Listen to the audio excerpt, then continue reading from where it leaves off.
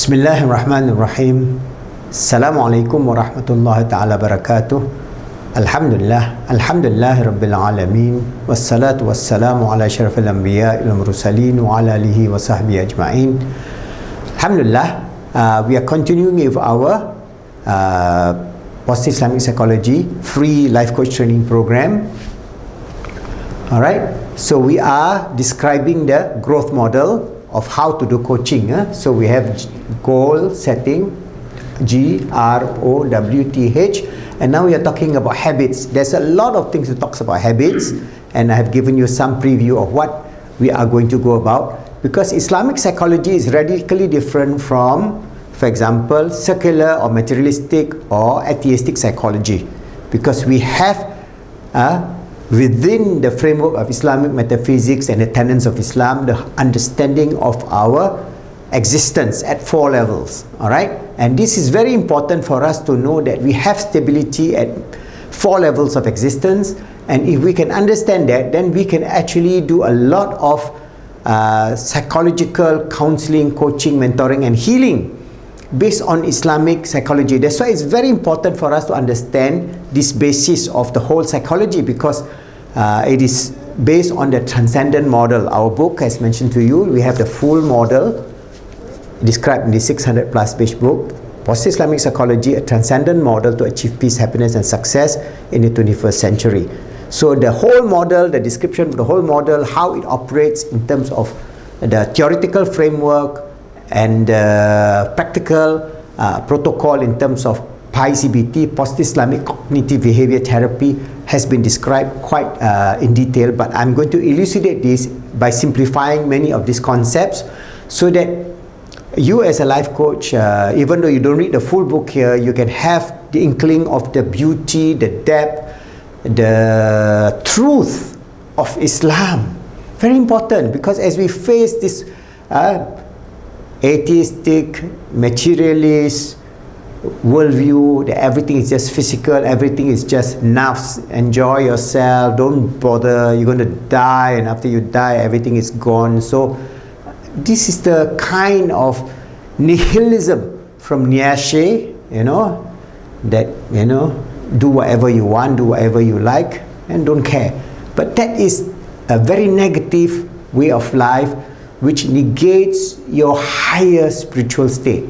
So it's very important for us, if we're going to do coaching, we must infuse this idea of spirituality, and I've given you many videos on that, but I'm going to describe again in various ways, so that inshallah I can give you the understanding of the depth, the beauty and the love of Allah subhanahu wa ta'ala to all his creatures, and how we as Muslims must play this positive role in the 21st century to bring about first the ummah, this ummah that's in trial, in tribulation, in difficulties, in fracture, in sectarianism, in suicide bombing and all that, to come to our senses first, and then we reach out to all humanity so that we can bring this beautiful deed. Even they don't become Muslims, at least we can live together in peace, in harmony in the 21st and 22nd century, to bring back the beauty of the depth of Hubbullah and Hubbun Nas to all of us. So what is important is in this book we have this model, that is our SEMP model, or spiritual, emotional, mental and physical model. Our self, our nafs is in the center. This is our physical world, alright? So we live in this physical world, it's in this dunya, but our innate nature is SEM, alright? Our nafs consists of our roh, spiritual, our qalb, our emotional center, our heart, not only the emotional heart, the real heart, our physical heart is linked to our spiritual heart, and our mind or akal. And akal, we have our akal that is linked to our brain, and akal that is linked to God. Alright? All this is described very detailed by our great scholars, Al-Imam Ghazali and many other scholars, as I mentioned to you. So this framework of Islamic psychology is not something out of thin air. This is the basis, the fundamental idea of Islam itself. Alright, so our nafs consists at its pure state in the realm of Alastum bi Rabbikum, when Allah asks us, am I not your Lord? And we say, Bala Shahidna. We all witness you, Allah subhanahu wa ta'ala is our Lord. And He infused us this spiritual state, because our S, E and M are just the same thing, one and the same thing, but operating at different attributive aspects of Allah subhanahu wa ta'ala gift to us. That means Allah has the gift of intelligence. He is the Akal al-Kulli, the absolute intelligence, but He gave us some small qualities of His intelligence to us, so that we can have free will, then we can decide to do good or do bad, and so on. So we are a creature of spirit, living in a spiritual world, but we are not a creature that is only physical. So when the atheists, the materialists, they are only working on this physical aspect only, they negate your spiritual, emotional and mental self. So very important for Muslims, if you want to do coaching, mentoring, go back to this very basic fundamental.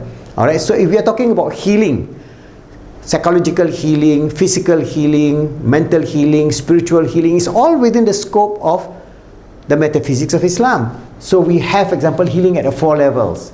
We start at the physical level because we feel the pain. If we have a kidney stone, we feel the stone getting our kidney, so we have the pain. Alright, it affects our mind, our akal, it affects our heart, it affects our spirit. So at this 4 level, PMES, healings from all psychological problems must include the SEM. So it must work backward.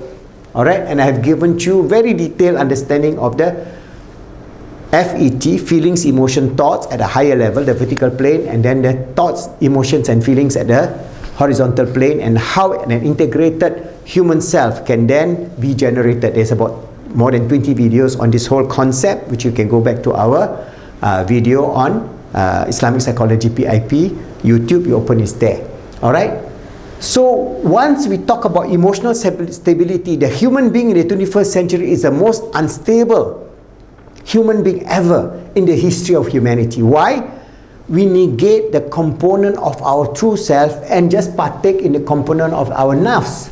They see the lower nafs, al-nafsul ammara bisuk, or al-nafsul shahwaniyah or haywaniyah, even lower than al-nafsul ammara bisuk. So when we take this physical aspect of our existence, of passion, of greed, of destruction, we are self-destroying ourselves. Not only we are self-destroying ourselves, we are self-destroying all creatures on earth, because we are His vicegerent, we are the Khalifa on this earth. We decide what is going to happen to the lions in Africa. Why? We are killing them. We are burning all their savanna, and they have no place to go.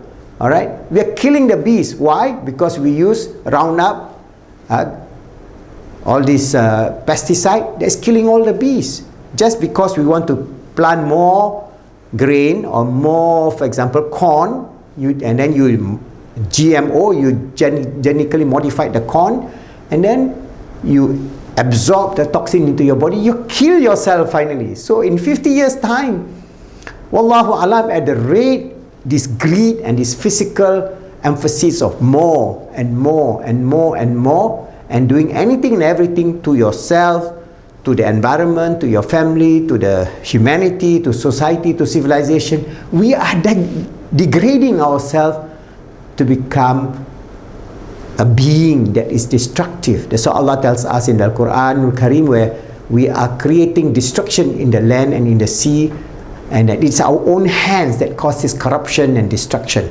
So we have to come back at emotional stability, at the spiritual, emotional, mental, to achieve sa'ada. I have explained to you how we're going to go about with it.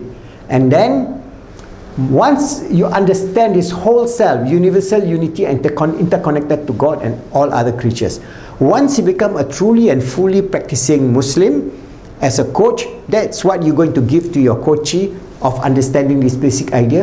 Then you will transcend the sadness, the huzn, the difficulties, the trials, the tribulation of this world. Every one of us will have to go through that.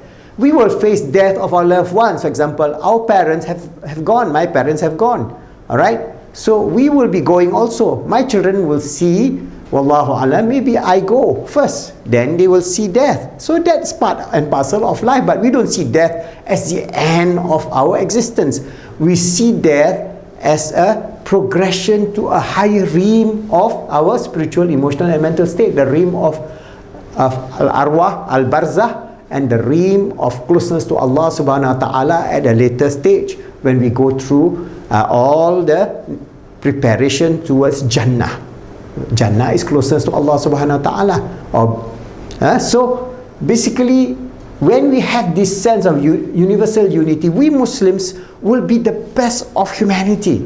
We will be the most peaceful of humanity. We will be the most loving of humanity. But the problem now is we Muslims base our practice of Islam based on very, very strict literal interpretation of certain verses of the Quran. Yes, it is true, but we must include the maqasid al-sharia so that we know that we do not practice, for example, the commandment of war. Alright? Yes, in certain situations we have to face war, but in the situation where you have nuclear bomb, neutron bomb, robots, drones and so on, you are killing millions and millions of people. One atom bomb can kill 1 million people.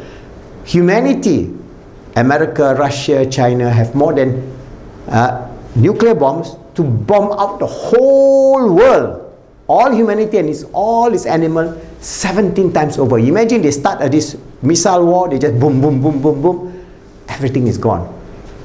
So we Muslims must be then in this 21st century, avoid strife, avoid war among ourselves, killing among ourselves, sectarianism, tribalism and all this ism is affecting a lot of the Muslim world, and we must bring about a very neutral or a very natural way of jihad based on maqasid sharia to live together with all humanity and all creatures on this earth in the 21st century, because now we have the means to self-destroy not only us but all creatures on this earth. So at this point, we have to avoid war, we have to avoid hatred, we have to avoid all kind of senseless, I'm the only righteous person on this earth.